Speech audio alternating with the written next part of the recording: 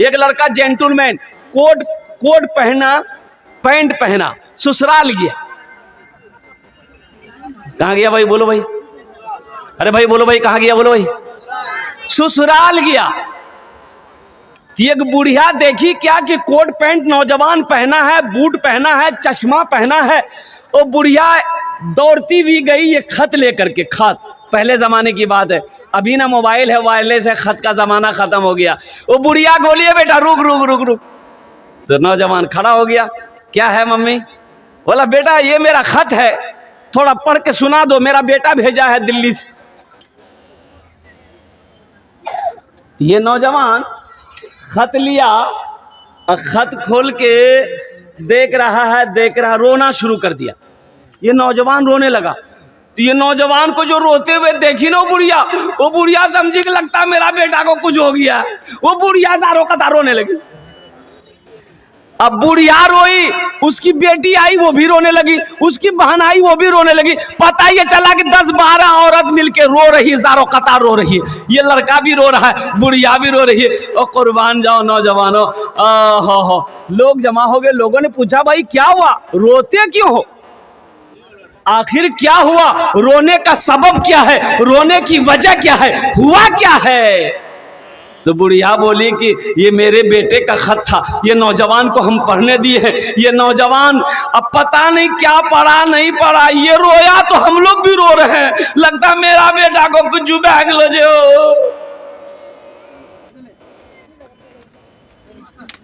हाँ, तो एक पढ़ा लिखा नौजवान आया उधर से, तो उस नौजवान के हाथ से खत ले लिया। बोला भाई लाओ तो खत, तुम काहे रो रहे हो?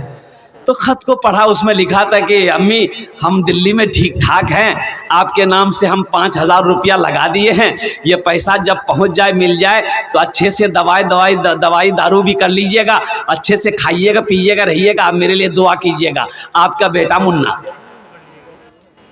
तो सारे लोग पूछने लगा उस लड़के से कि तुम ये खत देख के रोने कहे लगे?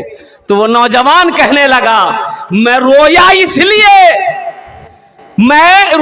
इसलिए कि मैंने बचपन में तालीम हासिल नहीं की, मैं मदरसा स्कूल नहीं गया।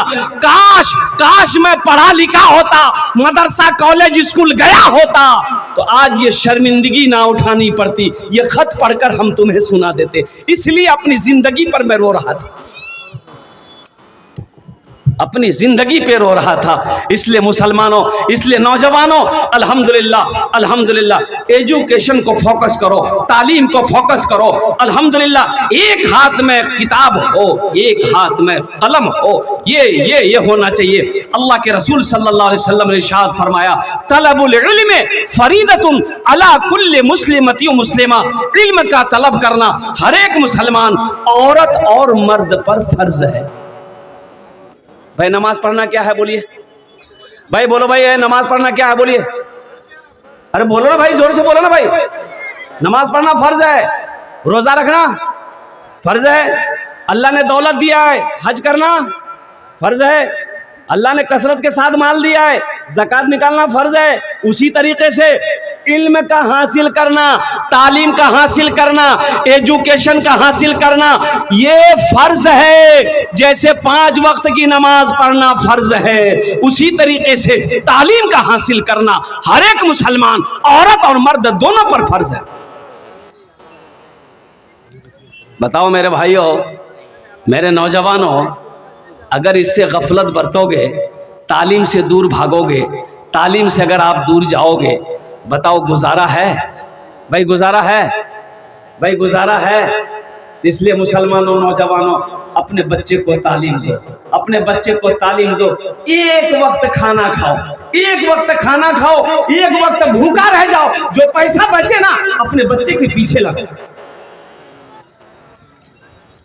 अपने बच्चे के पीछे लगाओ, अपनी बेटी के पीछे लगाओ, अपने बेटे के पीछे लगाओ। इंशाअल्लाह देखना वो बच्चा कामयाब होगा, वो बच्चा नाम रोशन करेगा, वो बच्चा खानदान का नाम रोशन करेगा, वो बच्चा कौम का नाम रोशन करेगा, वो बच्चा कामयाब होगा। इसलिए मुसलमानों, अपने बच्चे को सबसे पहले मैं ये कहता हूँ, इंजीनियर बनाने से पहले, मास्टर बनाने से पहले, प्रोफेसर बनाने से पहले, डॉक्टर बनाने से पहले, सबसे पहले अपने बच्चे को अल्लाह का कुरान पढ़ाओ। 2022 में यहाँ पढ़े लिखे नौजवान बैठे हैं, 2022 में नीट का एग्जाम हुआ। भाई नीट का एग्जाम हुआ, मदरसे के 1800 बच्चे कामयाबी हासिल किया नीट के एग्जाम में। 1800 बच्चे, कितने बच्चे कामयाब हुए भाई? 1800 बच्चे नीट का एग्जाम निकाला, यानी डॉक्टर बना 1800 बच्चे। अब वो 1800 बच्चे कौन थे मदरसे के? वो हाफिज कुरान थे, वो हाफिज कुरान थे। तो पता ये चला कि जो कुरान को अपने सीने में उतार लेता है, जो अपने कुरान को अपने सीने में महफूज कर लेता है, अल्लाह उसके ज़हन को खोल देता है। फिर उसके लिए डॉक्टर बनना मुश्किल नहीं है, इंजीनियर बनना मुश्किल नहीं है, वकील बनना मुश्किल नहीं है, प्रोफेसर बनना मुश्किल नहीं है, ओहो साथ ही साथ साइंसदां बनना उसके लिए मुश्किल नहीं है, अल्लाह आसान कर देता है। इसलिए अपने बच्चों को सबसे पहली फुर्सत में आप एजुकेशन दो मेरे भाई। अल्हम्दुलिल्लाह सुम्मा अल्हम्दुलिल्लाह, चाहे वो कॉलेज हो, चाहे वो स्कूल हो, चाहे वो यूनिवर्सिटी हो, अल्हम्दुलिल्लाह सुम्मा अल्हम्दुलिल्लाह, लेकिन पहले कुरान पढ़ा दो, फिर उसको दुनियावी तालीम दो। और अपने बच्चे को जाहिल ना रखो, अपने बच्चे को अनपढ़ ना बनाओ, अपने बच्चे को गवार ना बनाओ, इसलिए कि जब तक तालीम नहीं होगी वो खुदा को नहीं पहचान पाए। अच्छा बताइए, तालीम नहीं होगी, एजुकेशन नहीं होगा, वो खुदा को पहचानेगा? बोले भाई, खुदा को पहचानेगा? खुदा को नहीं पहचानेगा। है नमाज पढ़ो में, नमाज पढ़ो, नमाज पढ़ो, बात समझ में आया ना? कुत्ता नहीं सोता, कुत्ता सोता नहीं है, कुत्ता नहीं सोता है, बकरियां सोती है। तो पता ये चला अल्लाह ने रात सोने के लिए बनाया है। ए नौजवानों, मोबाइल का पीछा छोड़ो, नमाज इशा से जब फारिग हो जाओ, जब तुम खाने से फारिग हो जाओ, अल्हम्दुलिल्लाह तुम बिस्तर पर लेट जाओ, इंशाअल्लाह तहज्जुद के वक्त तेरी आंख खुल जाएगी। अगर तहज्जुद में ना उठ सको तो कम से कम फजर की नमाज पढ़ लो, इंशाअल्लाह ये मामूल बना लो, फजर की नमाज पढ़कर अल्लाह के कुरान की तिलावत करो, इंशाअल्लाह अल्लाह रोजी में भी बरकत देगा, अल्लाह कारोबार में भी बरकत देगा, अल्लाह बिजनेस में भी बरकत देगा, अल्लाह तिजारत में भी बरकत देगा। इंशाअल्लाह अमल करेंगे मेरे भाई? अब भाई इंशाअल्लाह करेंगे, अमल करेंगे, इंशाअल्लाह करेंगे। भाई कितने लोग करेंगे? हाथ उठाओ इंशाअल्लाह। तब मैं जाऊं इंशाअल्लाह, तैयार है अल्हम्दुलिल्लाह। वाह भाई वाह, ये देखिए सारे लोग तैयार हैं कि इंशाअल्लाह हम मस्जिदों को आबाद करेंगे, हम मदरसों को आबाद करेंगे। एक बात याद रखिएगा, कुर्बान जाइए, पढ़ा लिखा और जाहिल एक नहीं हो सकता। पढ़ा लिखा और जाहिल बराबर नहीं हो सकता है। इसलिए नौजवानों, एक बात याद रखना, यहूदी कौम, ये यहूदी जो अभी लड़ाई हो रही फिलिस्तीन की इसराइल से ना, तो ये यहूदी से हो रही है। यहूदी का बच्चा जब पैदा होता है ना, बच्चा जब बोलने जानता है, बच्चा जब खड़ा हो जाता है ना, तो उसका बाप सबसे पहले उसके एक हाथ में कॉपी देता है, एक हाथ में कलम देता है। आज वो कौम यहूदी, हालांकि उसकी तादाद मुख्तसर है, सिर्फ 2 करोड़ यहूदी है, 2 करोड़ यहूदी। आपको पता होना चाहिए 2 करोड़ यहूदी पूरी दुनिया के अंदर में हावी है।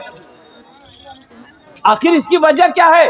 तो पता ये चला वो कौम तालीम याफ्ता कौम है, वो कौम तालीम को, एजुकेशन को फोकस करती है। कुर्बान जाओ, आज यही वजह है कि हम मोबाइल में फेसबुक चलाते हैं। इसका ये फेसबुक का इजाद करने वाला कौन है? यहूदी है।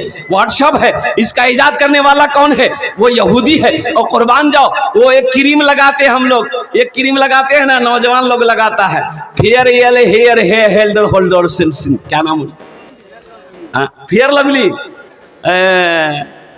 Fair hair Lovely. नौजवानों, ये उन यहूदियों ही का एजाज किया हुआ ये है। लक्स साबुन लगाते हो, ये उन्हीं का प्रोडक्ट है। लाइफ बॉय साबुन लगाते हो, ये उन्हीं का प्रोडक्ट है। और कुर्बान जाओ, आज यहूदी आगे क्यों है? तो पता ये चला कि वो एजुकेशन में, तालीम में आगे है। जो तालीम में आगे रहेगा, जो एजुकेशन में आगे रहेगा, वही कामयाब रहेगा। हम लोगों का हालत क्या है? बच्चा थोड़ा बड़ा हुआ, होटल में रख दो, 2000-3000 रुपया महीना आ रहा है। अब बाप गुटखा खा के, पान खा के, बेटा मेरा खट रहा है होटल में, 3000 रुपये 2000 रुपये महीना। वही बेटा थोड़ा बड़ा हुआ, पंजाब भेज दिया, दिल्ली भेज दिया। बताओ, वही बच्चा बूढ़ा, जब तुम बूढ़ा हो जाओगे, वही बच्चा खुट्टा में बांध के मारेगा। अपने बच्चे को तालीम दो मुसलमानों, अपने बच्चे को कुरान से जोड़ो मुसलमानों, और खुद कुरान से जुड़िए, अपने बच्चों को भी कुरान सुनाइए।